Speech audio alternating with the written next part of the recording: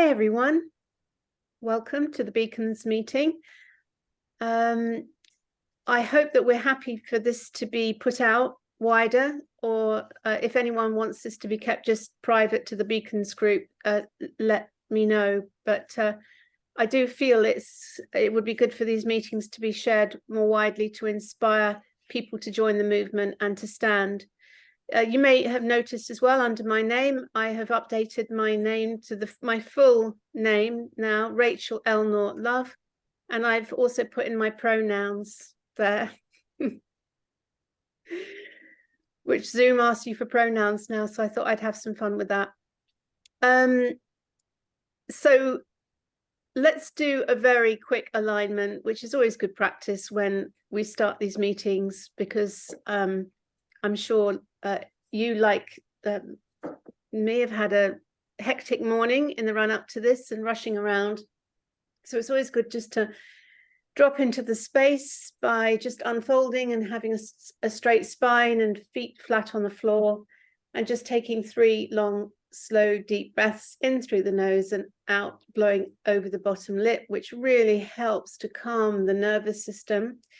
And as you're doing those breaths, just to mentally and physically drop from the mind into the heart, so we can access the gateway to infinite intelligence.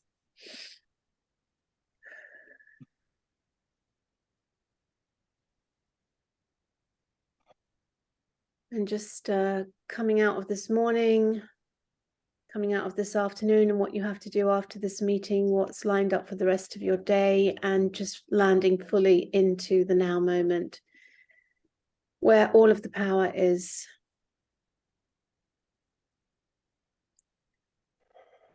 So, there are a few major things for us to discuss at the current time. The first thing is the People's Charter of Inalienable Rights for the 21st century. And we do have a Zoom meeting on Monday at 7 p.m. with William Keat to help us to shape those. Now, it's quite interesting with that, because we have put out a couple of YouTube videos, and people are putting comments in about rights that they want to be included.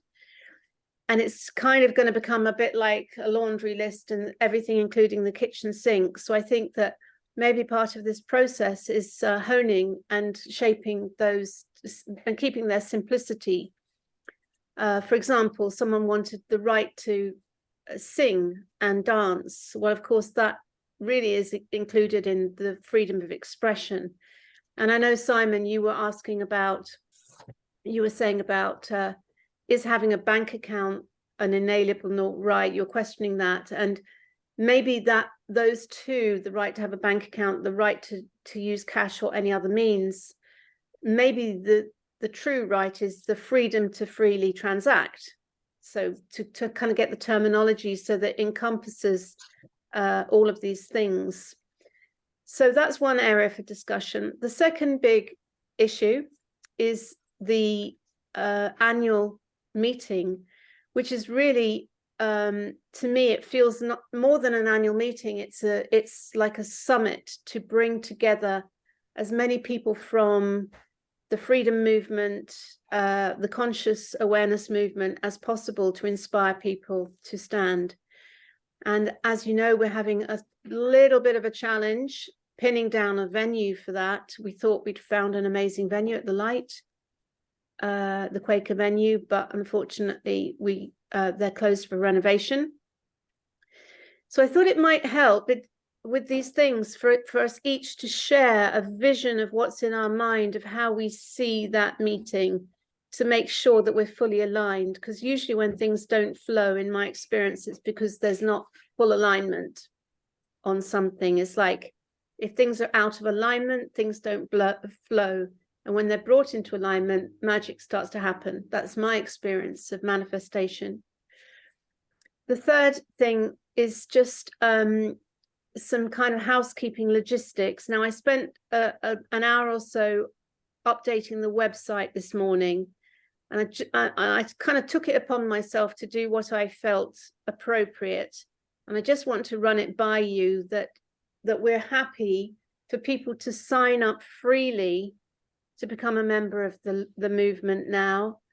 And then we invite a donation. So that's how I've set it up. And I just want to check in that you're happy with that, or whether you feel that we should actually charge to become a member of the movement. So those are the three things uppermost on my mind, and I'm sure you will have other things that you may want to discuss. So shall we go around the group? Simon, should we come to you first, as you were first on? Okay, there's lots of questions there. I think this is why it's important, for the moment at least, that you're Julie continue to host, because you've got this agenda in your mind, which is great. It really helps. Whereas I'd just be winging it, frankly. I did watch, I don't know if you watched it, George Carlin's reduction of the 10 Commandments this morning. No. George Carlin's, do you know George Carlin? Is he a comedian? American comedian. Oh, yeah. He died a few years ago, but he was ahead of the curve. And he actually reduces the 10 Commandments to one in the end, I think, one sentence. Because all these things are the same thing, ultimately, if you actually boil them down in terms of rights. So, yeah, I think there's a lot to be said for honing the Charter into something which is very accessible and easy to comprehend and doesn't go off in too many directions. What else? You had three points you said you wanted to cover. You're in your mind's eye, how you vision the annual meeting, the conference, right. the summit. Okay, well, in your mind's eye. It's in the Watson Hall, because I can walk there. It's in Tewkesbury, never mind, sorry. Somewhere, I mean, I'm not mad keen on the prospect of trying to fight my way into London, so I would have it somewhere more accessible in terms of people who are able to drive there and come in groups or whatever, more towards the centre of England. Okay.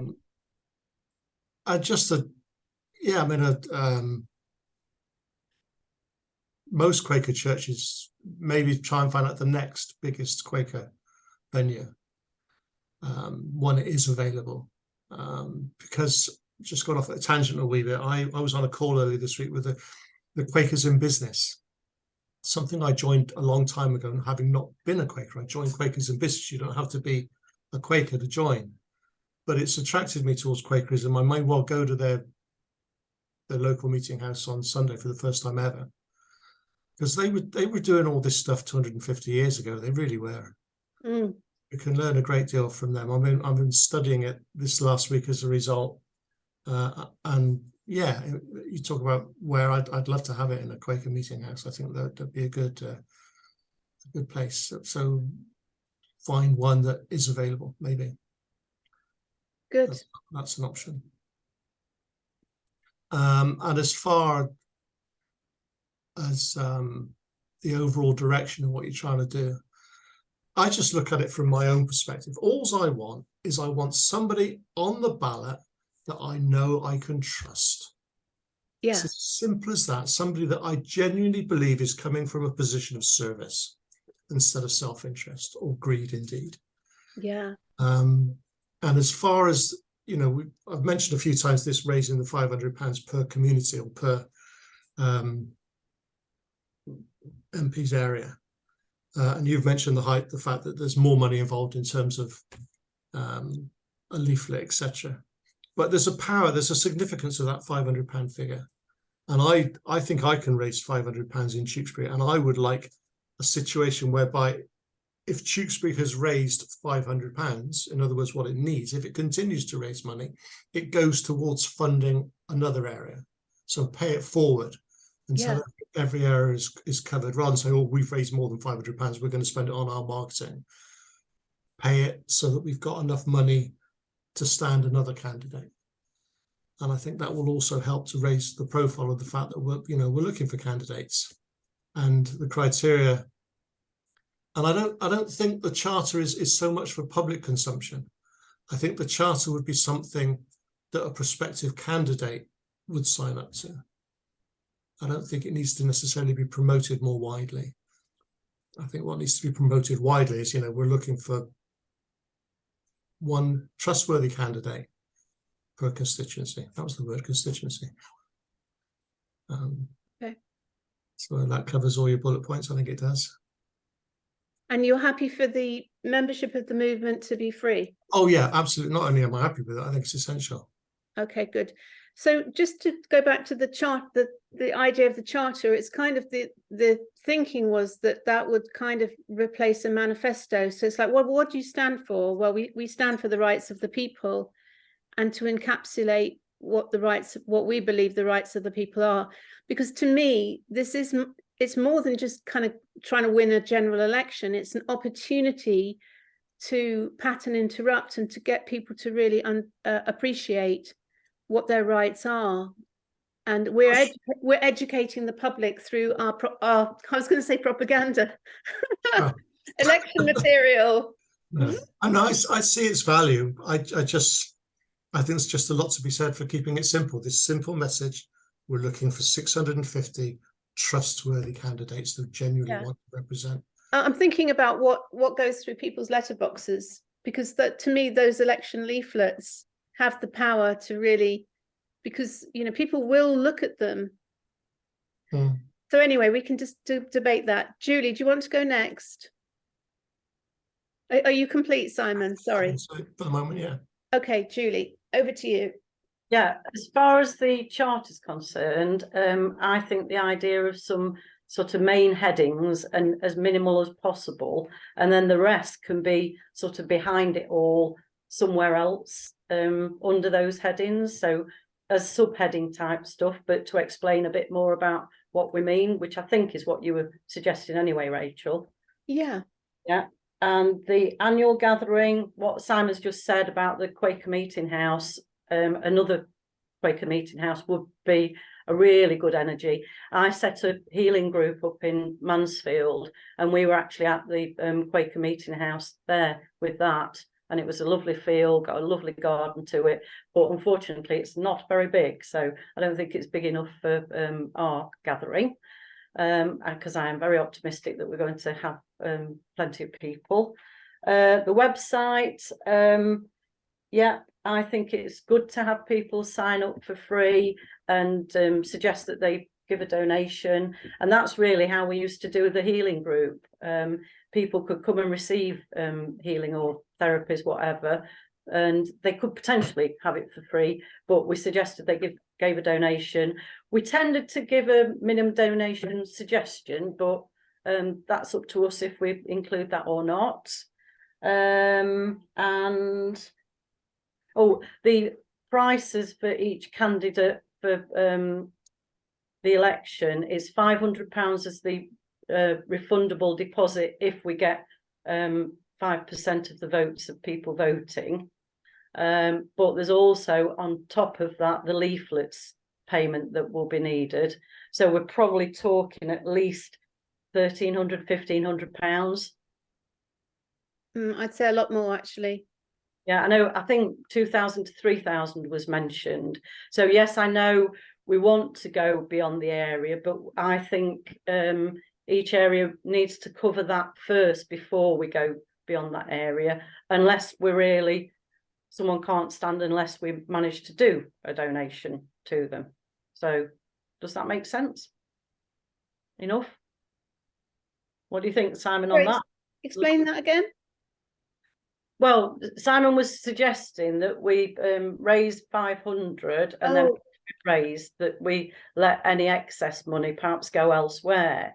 But because we've got that other potentially 2,000 to 3,000 needed per candidate, which is more than the 500, I really feel for each area that we need to cover that first before we start. Yes, I agree, actually. Yeah. Is there anything else that I was supposed to be answering? I think that's it. No, that's great. Thank you. Anything else you want to mention while you're on? No, I mean, I'm starting to get out into the community, and I've been surprised at first that people weren't particularly realising about the Love Party, but now they've started somehow realising it more. And so it's good that it's going, yes, I'm going gently, but I'm surprised how people are suddenly starting to ask me about it, even more than me talking about it. So Simon, I don't know if you wanted to say something more about the money and the donations just before we go to Roger. I think, you know, that people are aware that you've got to pay this £500 deposit to stand a candidate. I just think it's a psychological figure to say that we've raised it and we can fund a candidate. Everything else comes thereafter. And another aspect, you could, I don't know, maybe this is overcomplicated, but you could say all donations towards that figure are refundable if we get more than 5%, or ideally 50% of the vote. Because I got 4.22%, someone calculated for me, so I didn't get my deposit back. Well, you know, I'm in this to win. I don't want to say, you know, just say, oh, didn't we do well? We got 5%. I think, you know, we can win. We can win seats. Yeah, but I believe we can. I believe we will win the general election. yeah, and I do, and that's why I do believe that it's important to get that extra money for each candidate there as well before we start spreading that money further on, because that would have to be paid out. Yeah. And actually that goes back to why it's important, this people's rights, rather than a manifesto and a political party, because we are trying to turn on the lost electorate and to really show that if they bother to vote for someone truly behind the people, that we can win the general election. It's the numbers are so simple to, like, oh my God, when you look at the numbers, it's like, wow, how easy it would be. Just one other thing, if I may. Yeah. What Julie was saying about Quaker meeting halls being perhaps too small. I mean, the one in London is much bigger by comparison. I don't know if this has got any mileage. I just say it because it occurred to me, maybe regional meetings, maybe we could have 6 and have some sort of live stream from all 6.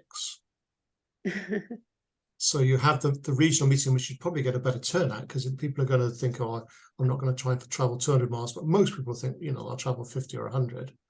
So if you had 6 regional meetings, which are mostly about what's happening within the locality, but also at some point in it linking up with the other 5 or whatever.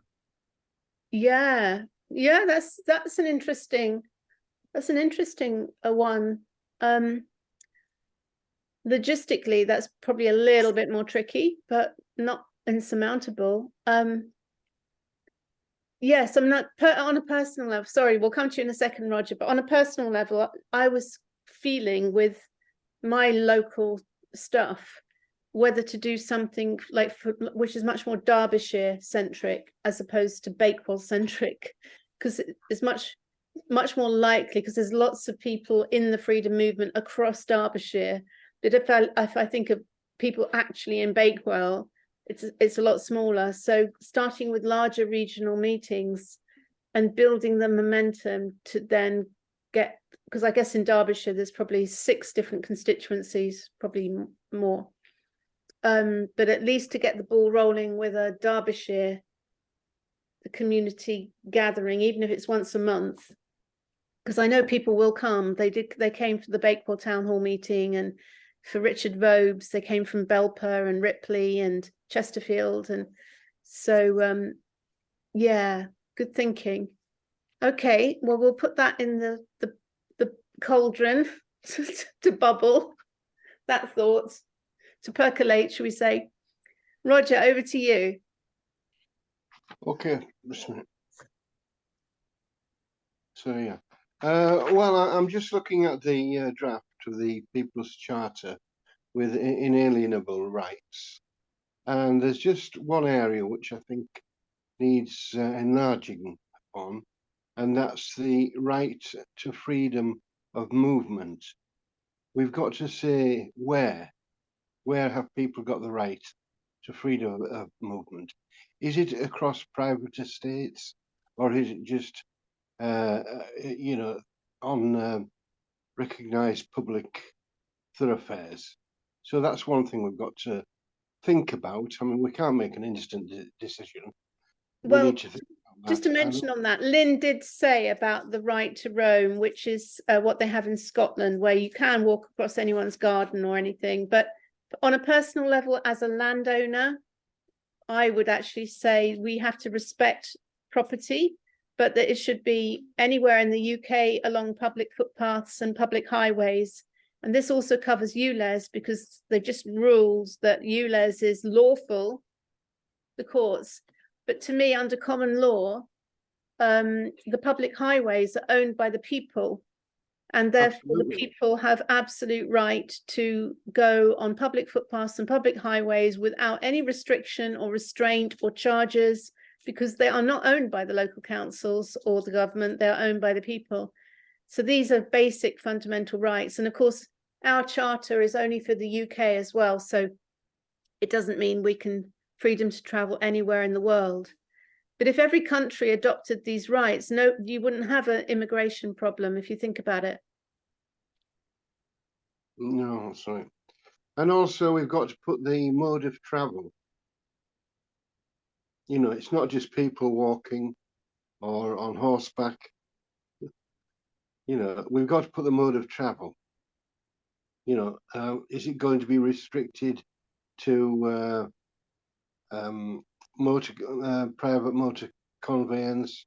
Or so I think we've got to think about that as well.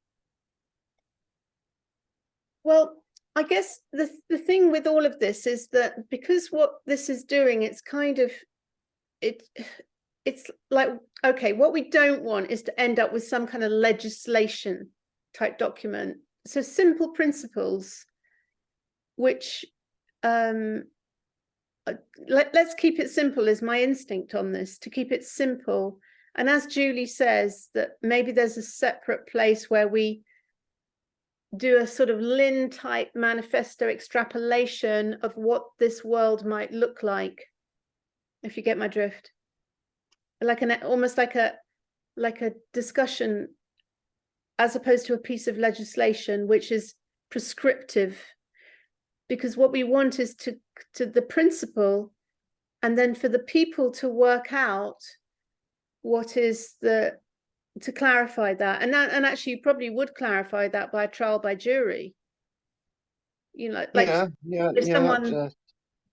if someone was, I don't know, using a rocket fueled jet on a public highway, would they be causing harm, injury or loss? You see, this is an overriding principle, isn't it, to cause no harm, injury or loss? So Absolutely. you can be on a horse as long as your horse does not cause harm, injury or loss.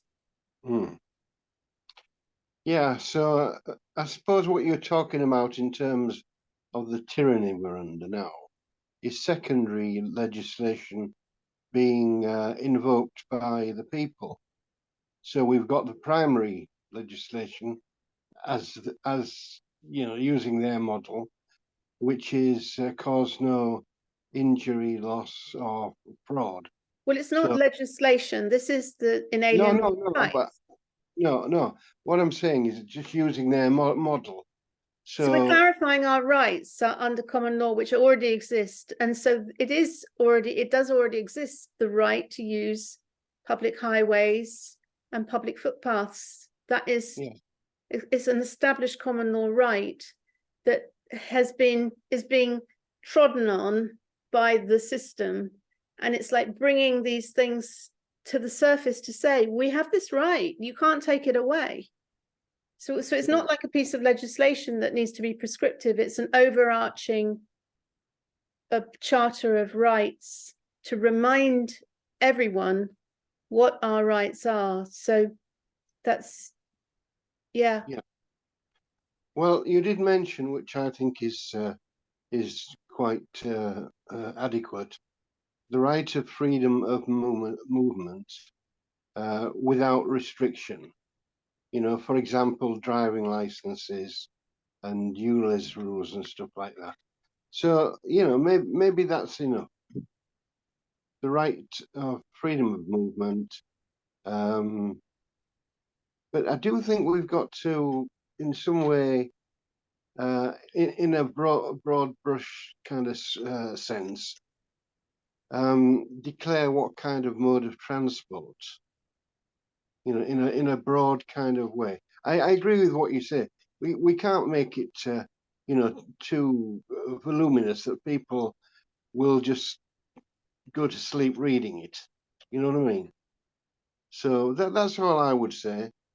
That's about everything really I've got to add to today's conversation, because everything else which has been said, I agree with. I mean, Simon's idea is a radical idea, but it certainly makes things a lot easier. You know, it means that people are not going to have to travel as far. You know, if we've got 6 regional meetings, well, most people won't have to travel more than 50 miles. So Well, I think it's a good idea. If we've got some competent IT person to kind of adjudicate things. Well, what we can do is to put the database through a map thing to show where everyone is, which will give us a guide. Okay, we need to have one in like the southwest for the Cornwall, Devon people. We need to have one in the northeast for the Yorkshire people, the one in the Midlands. So that would be a good step, just to distill our current membership into, just to see where everyone is, you know, and to group to plan it around that, because it might just be that there's 4 distinct places where there's real pockets of people. So let's do that. And maybe that is, well, I was going to say something that we could delegate, but I'm loath to for our database to go out to a third party, to be absolutely honest. So Okay. I think that's something that we should find a bit of software to do in-house. Just a thought, Rachel, you could send an email to the Quakers and say, you know, really disappointed this venue's unavailable. We thought it was perfect for our needs because of our shared values. We've had this idea. Do you think, could you recommend maybe 6 venues that would be suitable? Well, that was the starting point, because my original email to them was like, we're looking for a big venue, and what have you available? And it was them that came back with the light.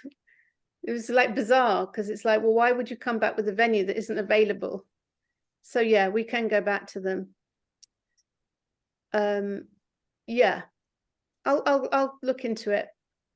It shouldn't take long. I mean, it should be easy to find on Tinternet what their venues are. Yeah. The other thing I'll just comment on, I do think it's better to have free membership. There are a lot of people who don't even have bank accounts to start with.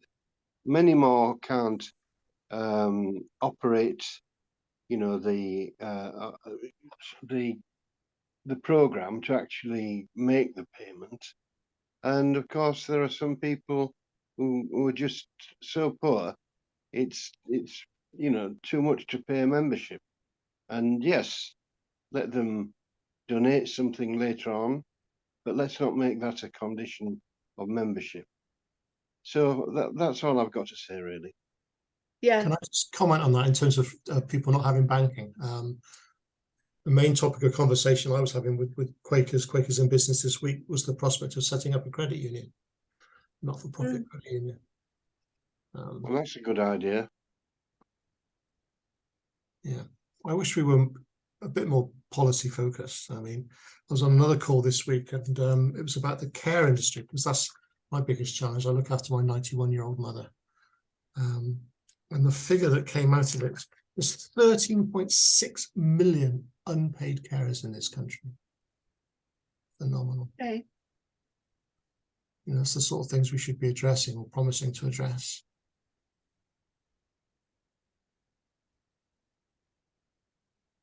Yeah. Well, that's yeah, I guess that could be incorporated into rights, couldn't it? To the right to have your value honoured, the right to care in old age, loving, conscious care, as opposed to being midazolammed. Yeah, absolutely. So these are things, you see, the reason why I'm kind of personally resistant to policies and manifestos, because they put us in the realm of political party. And to me, having a people's charter of rights it's quite refreshing I'm constantly coming back to that election strategy, to not be like a political party, to not be making all of these promises, just a restating or clarity around what our rights are. Not that this is what we stand for and we're going to fight for you. No, this is us setting out what our rights are. I wouldn't see it as a policy, though. I would see it highlighting things that we think are genuinely important to people. Yeah, You know, yeah. But what I'm saying is building them into a charter of people's rights, as opposed to anything that feels like a manifesto with policies. Do you get the difference? Yeah, we also need some message to indicate that we realise that, you know, we could end up being in charge, for want of a better word, and we need. What do you mean? We will end up being? Yeah, okay, I understand. Well, no. We will end up. I understand the representing affirmation. the people. Okay, well, when we are in charge, won't be in charge. The people will be in charge. The power will have been returned to the people. But I can't use that word, but we still need to make decisions, and we have to liaise and consult, obviously. But we still will be the government, and whether we follow Lynn's line of ultimately get rid of the government, which I'm totally on board with, in the short term, you know, what we don't want is we don't want to scare people. We don't want to think, if we vote for this, people, it's going to be bloody chaos. That's the challenge. Because most people are conservative with a small c, and fear is a major part of their psyche. You need to inspire them, not scare the pants off them. Well, that's why we're coming from love, because love is greater. You can only be in either love or fear. So we're putting people into a place of love, right, and optimism and hope and faith, and you know, because ultimately, you know, we can't be prescriptive about what's going to happen once we win. You know, who knows? We'll probably have the whole of the civil service to dismantle this first job. I mean, because they're probably what really run things, you know, who knows? So it's like I just think we just have to focus on bringing the power back to the people. And that is our key strategy. And each local community has got their own needs. And as we show that we understand our local communities, that's where, if we use that term governance, the governance of the people comes forwards. And that's our main focus. Yeah. Yeah, but you've got to have a framework to be able to get people, you know, to enable people to govern. You know, there has to be a framework, which I know what you're saying, Rachel, you think that's sounding a bit too much like, well, basically legislation, isn't it? You know, not changing much from what we've got already. Well, the framework is that we connect with each other enough nationally, but not in these big meetings and the farce that we have in the Houses of Parliament, when decisions have already actually been made and all they're doing is deriding each other and calling each other honourable, as they're sort of putting in place what they've already decided anyway. And what we'll be doing is we'll know each other locally, and yes, we can support each other nationally, but not with those sort of massive, very regular central meetings.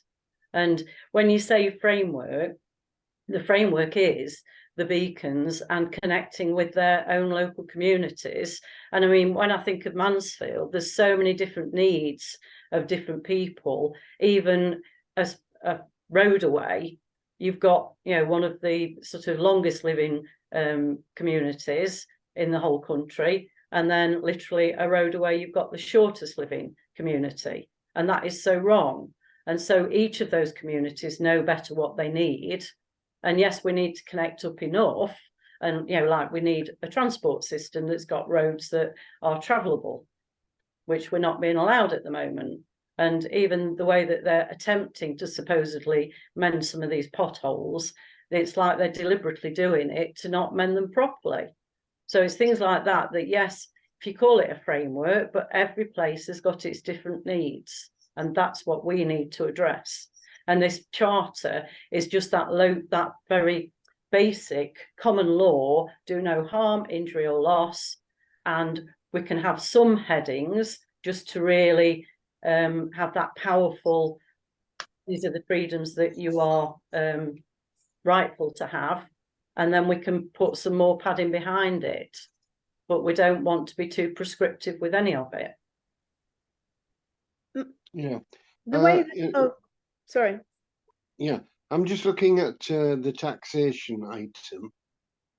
I think people would like to see the end of council tax, and basically it's unlawful anyway.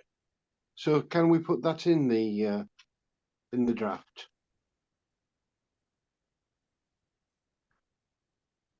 And that's one of the background ones that will be in there, isn't it? And when you think that taxes really started to fund wars, and we don't need to be funding wars, do we? Absolutely. Yeah. Well, it's unlawful anyway. So just to say on this, because I've been looking at the comments on the YouTube channel, and there are a lot of things which are expressed in the negative. So to not so we don't want to pay council tax. So that is from a visioning and intention point of view, you're focusing on the very thing you don't want. So rather than the right to not be under military rule, like the right to live in peace. Yeah. So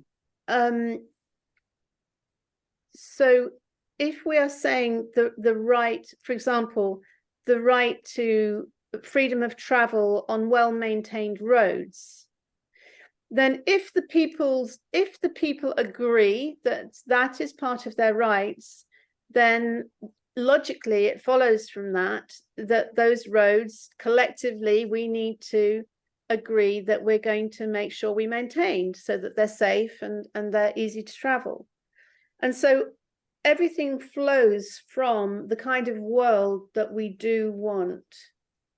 And then collectively, if we're all agreed, okay, well-maintained roads are really important to us, then we work out how we're going to create that infrastructure. So essentially, this is the essence of truly what government really is. Because what's actually happening at the moment, and talking to Kelly has really brought this home, is that government has become really creeping in that you have these huge, great departments which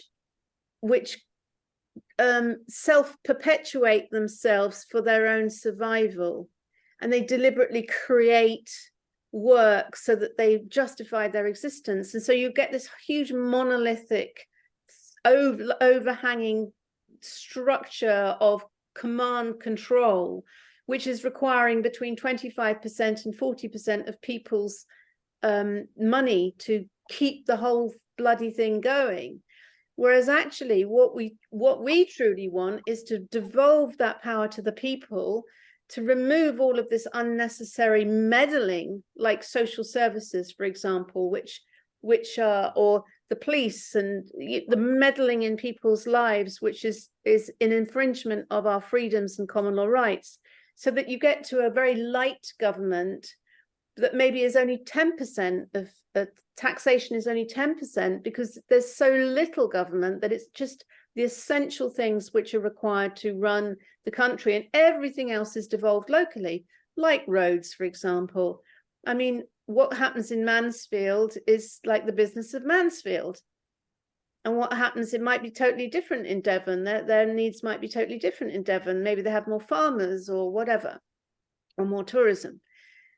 And each local area can potentially work out how they're going to finance their core requirements and win and win the support of the people, because it's not being imposed. It's the people agreeing, okay, these are the key values which are really important to us. So it's a kind of shifting of how things are done, away from this central government monolithic, like huge machine, which is threatening to encroach everything and to control everyone and everything. That's where it's going. Where everything and everyone is micromanaged. That's what's happening, and we need to do the opposite of unraveling and unhooking all of that command control. That's essentially what we're about. Well, that's all achieved by them through legislation. And so this charter is our antidote, because it basically, the legislation, all of this stuff that's been pushed through, can only be upheld by the people through a trial by jury in common law, if people aren't aware of it, but in truth, because you can't take away people's lawful rights. And people aren't aware of this. So asserting a Charter of Rights brings the awareness back to the people of their powers. Absolutely. Absolutely. So the whole thing's a con, and it's all been forced in upon us, and no one realizes the truth. So we're essentially uncovering the truth of of what people's rights truly are, that can't be taken away by any legislation. So we're kind of doing an education of the people as part of educating the people, because they're so lost in the illusion that the government is in charge and we have to obey. And it's just not true. It's all done by consent, which is won through trickery. Yeah, absolutely. So, I mean, I just think pretty radical. Like, this is pretty radical, which is why I'm saying, if it wasn't radical, they wouldn't be going after people, housewives like me. And also, when you think of historically, I can remember at the end of every tax year, or as the end of every tax year comes, the different authorities start spending money, because otherwise they won't be given the same amount the next year, which is just a total farce. And yes, they might be doing some things that are sort of needing to be done, but usually they're really just doing stuff that they don't have to be done. And we ought to be just doing it when it's needed, rather than, oh, well, if you don't spend that money, you won't get it back again. And that is what is so wrong. And then sometimes they've got bigger projects that need more money that they can't afford to do. And then they can't afford to do it because they're not being allowed to take that money forwards. So we need to just get away from all that ridiculousness. Well, it's because it's big. That's big corporate mindset, which is basically, it's other people's money. I've got to look after my budget, and people have lost sight that they are acting on behalf of the people, and that is the truth. If you think of any of these authorities, they've completely lost sight of their duty to the people, and their duty is to the machine. And that's what, in truth, needs to be unraveled and uninstalled. Yeah. I posit the idea that to replace taxation, we could perhaps consider voluntary donations.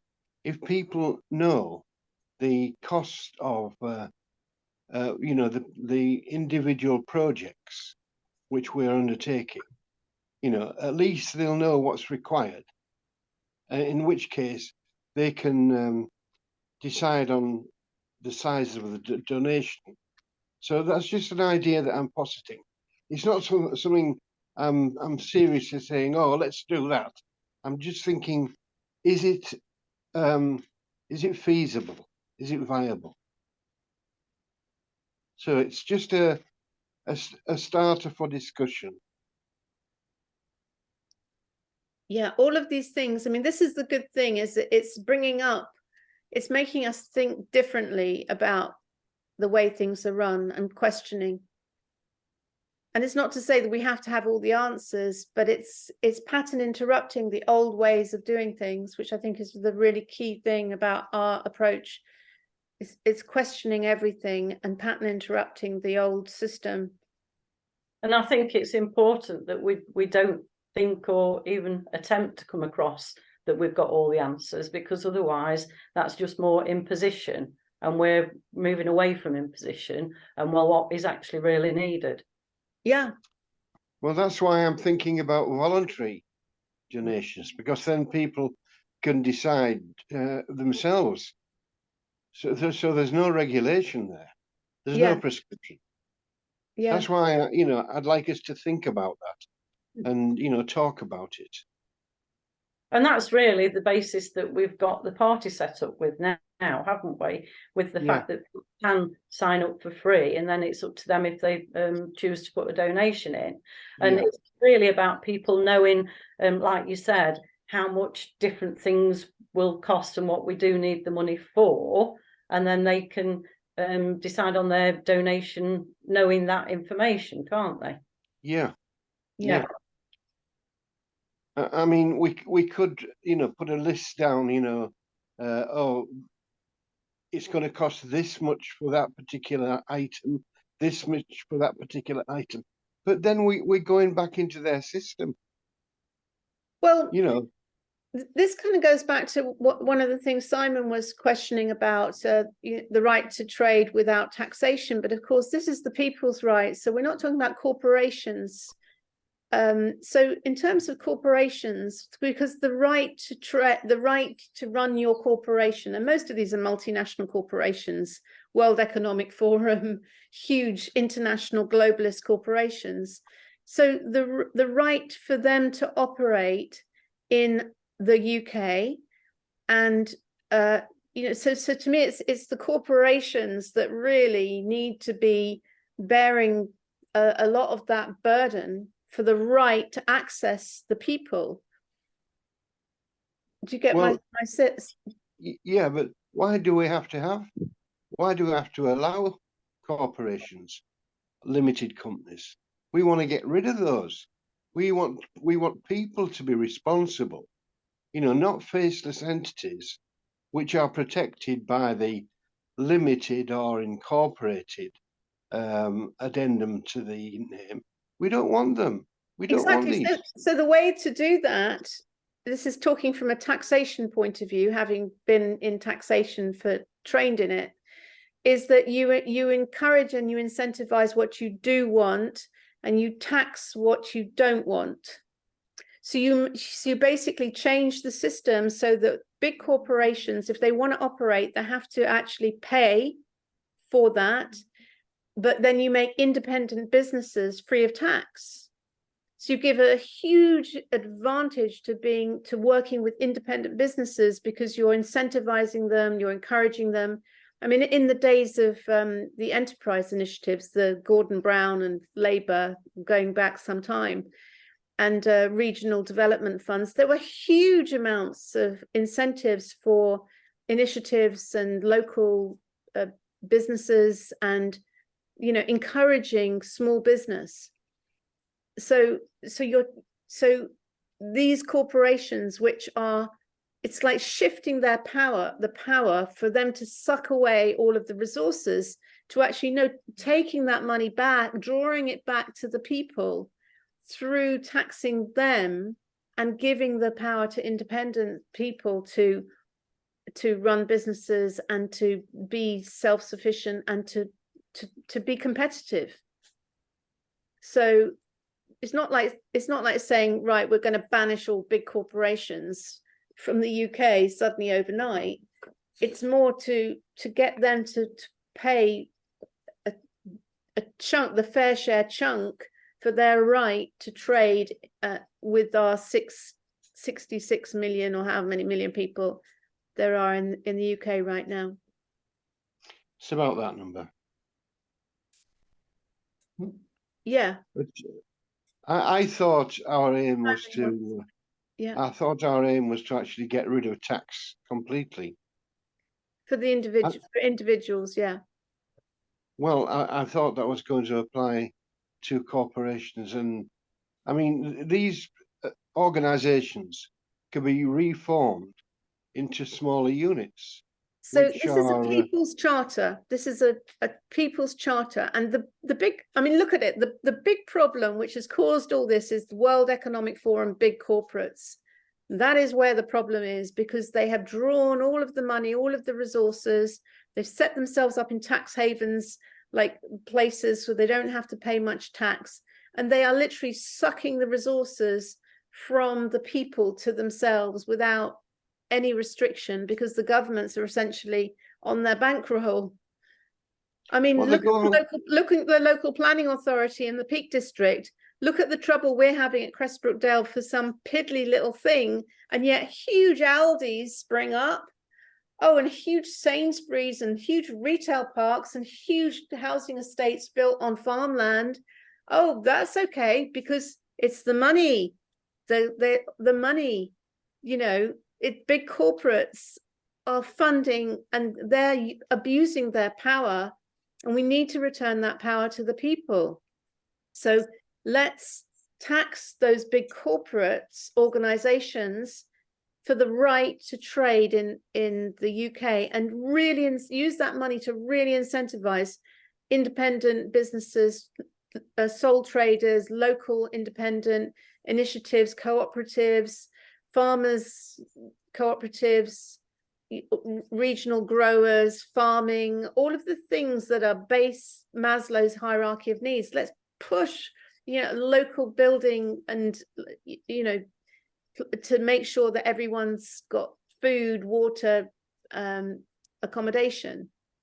And I think this is just an approach that we're going to need in the next few steps. So as we change this approach to life, then yes, the tax with the big corporations, but hopefully they will just disappear and we will just be focused on the local people doing local things and supporting each other. And that's what we're really aiming for. So yes, Roger, get rid of the tax, but if we can have as a next step that we help to get rid of these big corporates through taxing them so that they do adjust to not taking away our farms. And I mean, the historic buildings that have been taken down locally here that should have been left up, and even things like the Major Oak being taken out just because they were going to do a pathway for the local shopping centre, is just ridiculous.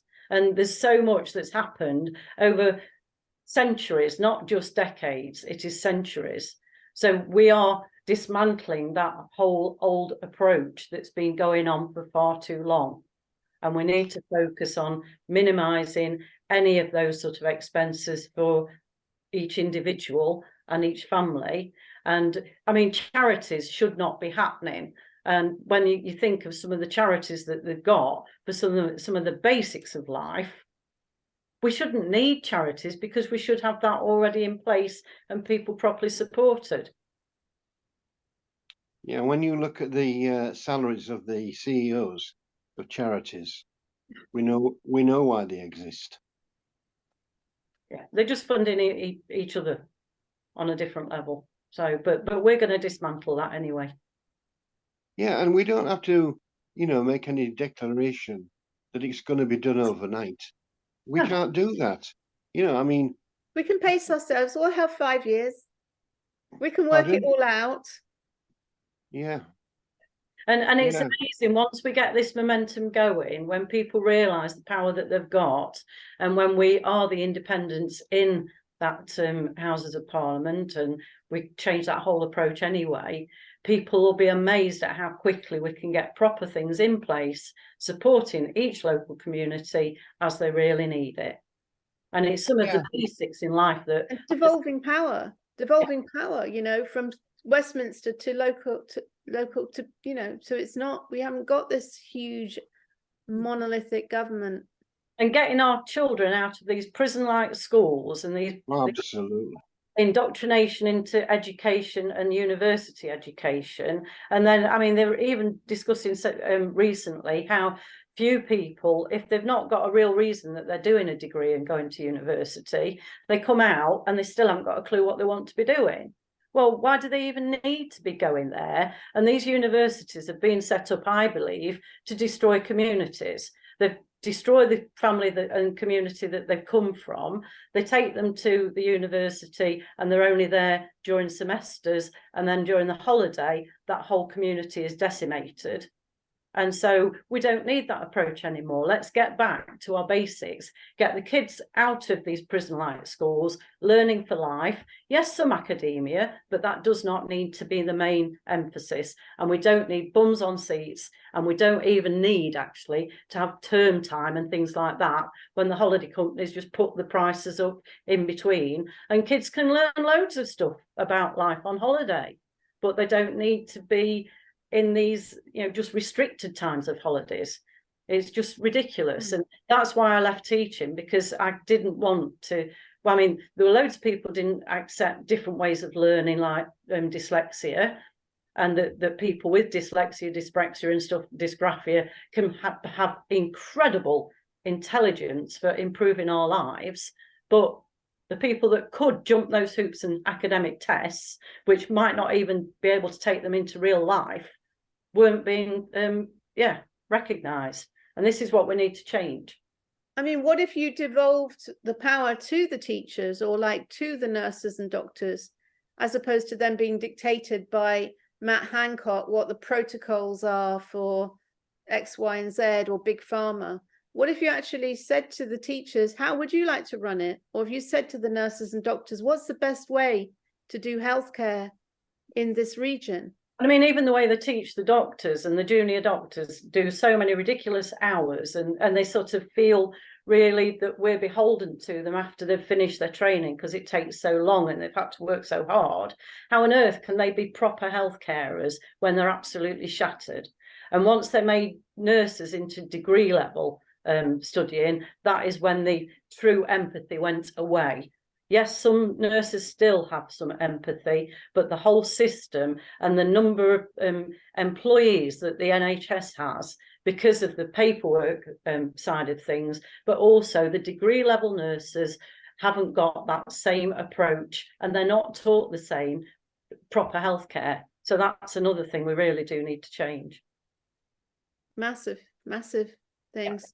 Massive, and yet we can do it, and we can bring it in relatively easily. Yeah. Simon, did you want to say something? And I know you were putting your hand up earlier. Have you lost the will to live? No. I can speak freely, can't I? I mean, that's the key here. Yeah. Well, we're still recording. Okay. Yeah. I'm just concerned that we might just turn into like a protest movement. And a lot of I mean, you need answers to questions. So, for example, if I said we've got these freedom, these inalienable rights, free movement of people, does that extend to borders? And then you enter into the whole conversation about, do we want to allow anybody into the country? Do we have a policy about that? So I feel what's important is more principles and values, things that people cannot argue with. If we get into power, you will have 650 decent people that will listen carefully to what people truly want. And you just don't want to get involved in conversations beyond that too much in the short term, because you're just setting yourself up to be shot down, because we know how the system works. They'll just come along and they'll put it all over the news. Oh, they're saying this and they're saying that, they're starting to get interest and people are saying they want to vote for them. But have you thought about, if you put them in power, this will happen and that will happen, and you'll lose your benefits and blah, blah, blah, blah. You just need an argument which just comes back on that, says, well, we're just going to run on principles and values and we're going to listen to people. What's wrong with that? Yeah. And people, hopefully, as we are getting more and more known, people are talking about us more, and they're starting to realise that we are practical, we are grounded, and that we can do this. But in terms of a core message, I mean, basically what the last few thousand years have been about is it's a greedocracy. People wanting to live beyond their means by getting people to basically do everything for them. So everything's been about enclosure, monetization, and whilst you were chatting, this is a favorite. It's a 17th century, you may have heard of it, protest song. which is quite long, but just the first bit. The law locks up the man or woman who steals the goose from off the common, but leaves the greater villain loose who steals the common from off the goose. The law demands that we atone when we take things that we do not own, but leaves the laws and ladies fine who take things that are yours and mine. It's about taking things back into common ownership for collective benefit. Absolutely. Back to the Quakers. I mean, they got out from under British rule, didn't they, for that very reason? They were America for the people and wrote "We the People." I'm really so just started Quaker. to research. I mean, one of the things that I absolutely loved is just when I read that one of the things that Quakers did, you know, it was understood that if you went into court, and when they used to wear hats like that, you would take your hat off and you would doff your hat to the judge. And they just decided, well, we're not going to do that. So they didn't. Which got them all sorts of trouble. Just as simple, because their perspective is we're all the same. Everybody's got the light of God within them, however you want to define God. Yeah. And we all have that connection, and we're all in this together. And if we all just looked after each other, it'd be much better. And if people are desperate to eat because they literally haven't got any food, then that is when they will start to have to steal or whatever. Yeah. And we need to allow people. We have got so many resources that we could share. When you look at the ridiculousness of what's thrown out of restaurants, cafes, and supermarkets, etc., the waste that they have would more than feed every homeless person. But It's why true. should they have to beg? And they should not have to beg, go for charity, or steal. Yeah. I'm going to have to go. Yeah. I'm conscious of time as well, because I've got Just something one happening. last thing in terms of large corporations. Yes, you can tax them, but fine them. You know, these water companies doing what they're up to at the moment, just fine them massively. Just make it so they have to do what they're supposed to be doing. Okay. Lots of love. Thank you for coming on. No worries. Are we okay to end there? Yeah.